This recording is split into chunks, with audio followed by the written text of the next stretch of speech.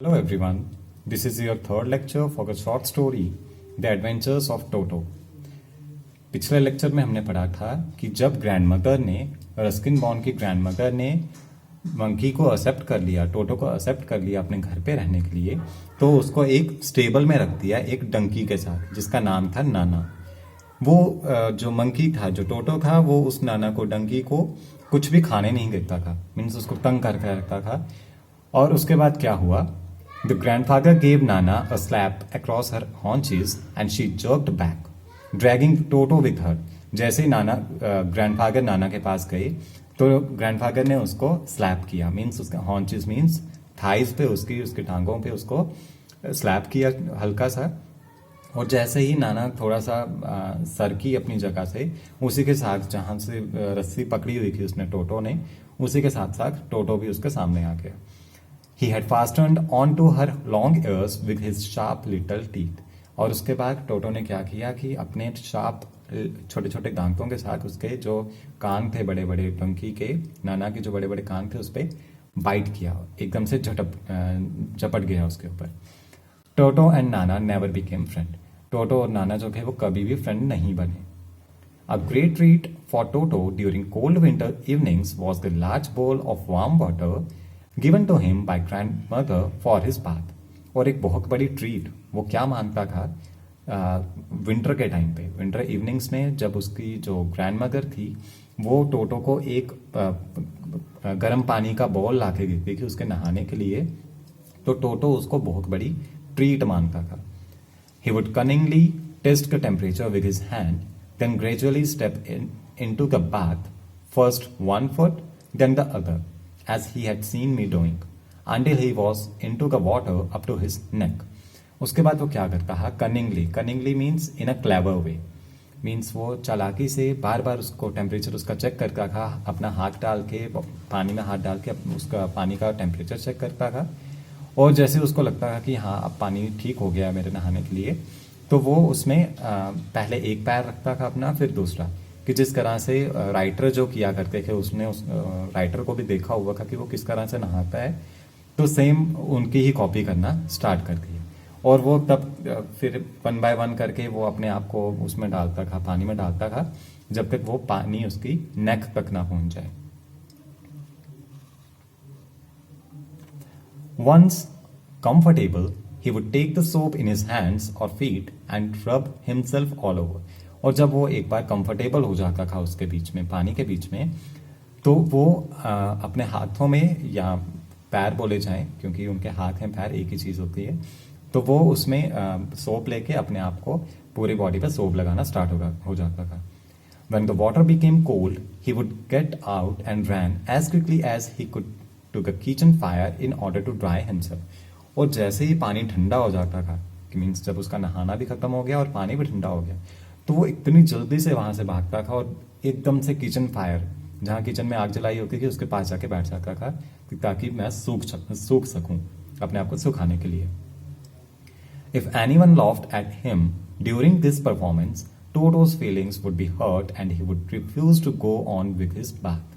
और अगर कोई भी, जब वो टोटो नहा रहा होता था, कि हंसे अगर उसको देखते हुए कि वो क्या अजीबोगरीब हरकतें कर रहा है, तो टोटो की फीलिंग्स उससे हर्ट हो जाती थी और वो नाराज होके वो अपना नहाना कंटिन्यू नहीं करता था, वो नहाता ही नहीं था फिर।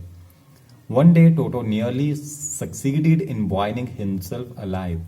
और एक दिन ऐसा हुआ कि टोटो जो था जिंदा ही अपने आप को बॉयल करने वाला था। अब वो क्या हुआ? A large kitchen kettle had been left on the fire to boil for tea, and Toto, finding himself with nothing better to do, decided to remove the lid. एक दिन किचन में एक केटल रखी हुई थी जिसमें पानी पड़ा हुआ था, बॉयल करने के लिए केटल रखी हुई थी, टी बनाने के लिए, चाय बनाने के लिए। लेकिन टोटो को और कुछ भी नहीं दिख रहा था करने के लिए, तो उसने क्या किया, उसकी जो लिड थी, मीन्स ढक्कन जो था उसका किचन केटल का, उसको रिमूव कर दिया। Finding the water just warm enough for a bath, he got in, with his head sticking out from the open kettle. उसके बाद क्या देखा उसने कि पानी थोड़ा थोड़ा गर्म है, तो उसको लगा कि ये मेरे नहाने के लिए ये पानी गर्म कर रहे हैं, तो वो एकदम से पानी के बीच में चला गया और सिर्फ अपना सिर जो था वो उसमें केटल में से बाहर रखा उसने। This was just fine for a while until the water began to boil. ये सिर्फ थोड़ी देर के लिए अच्छा था, उसके बाद वो पानी बॉयल होना स्टार्ट हो गया। टोटो then raised himself a little, but finding it cold outside, sat down again. तो टोटो एकदम से जैसे ही पानी बॉयल होना स्टार्ट हो गया तो टोटो ने एकदम से अपने आप को ऊपर कर लिया, लेकिन जैसे ही वो ऊपर हुआ तो बाहर उसको सर्दी लगी, केटल के बाहर उसको सर्दी लगी, तो वो दोबारा से उसमें बैठ गया।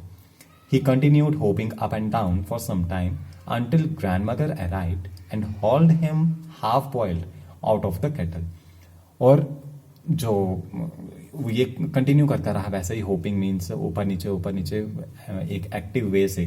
Hopping means very active, means actively वो एक अपने आप को ऊपर नीचे करता रहा बार बार कुछ देर के लिए, जब तक कि ग्रैंड मदर वहां नहीं आ गई और उसने उसको वहां से निकाल दिया। हाफ बॉयल हो चुका था वो और उसको वहां से निकाल दिया केटल में से। Hold means pull. If there is a part of the brain especially devoted to mischief, that part was largely developed in Toto. कि अगर बोला जाए कि अगर ब्रेन का कुछ पार्ट स्पेशली डिवोट होना चाहिए किसी चीज को, तो वो किसको होना चाहिए? इसको, टोटो को होना चाहिए, कि जिसमें दिमाग ही नहीं है कि क्या करना है क्या नहीं करना है। he was always tearing to pieces, means वो हर एक चीज के चिथड़े कर देता था, मीन्स बिल्कुल फाड़ देता था उसको। Whenever one of my aunts came near him, he made every effort to get hold of her dress and tear a hole in it. Means जब भी मेरी कोई आंट आती थी, राइटर बोलते हैं, जब भी मेरी कोई आंट आती थी उसके पास, तो हमेशा उनके कपड़ों को पकड़ लेता था और वो उनमें एक छेद कर देता था, मीन्स उसको बिल्कुल फाड़ देता था, उनके कपड़ों को भी। One day at lunchtime, a large dish of pulao stood in the center of the dining table. एक दिन क्या हुआ कि लंच टाइम पे एक बड़े सी डिश में, बड़े से बर्तन में एक पुलाव रखा हुआ था डाइनिंग टेबल के ऊपर। We entered the room to find Toto stuffing himself with rice.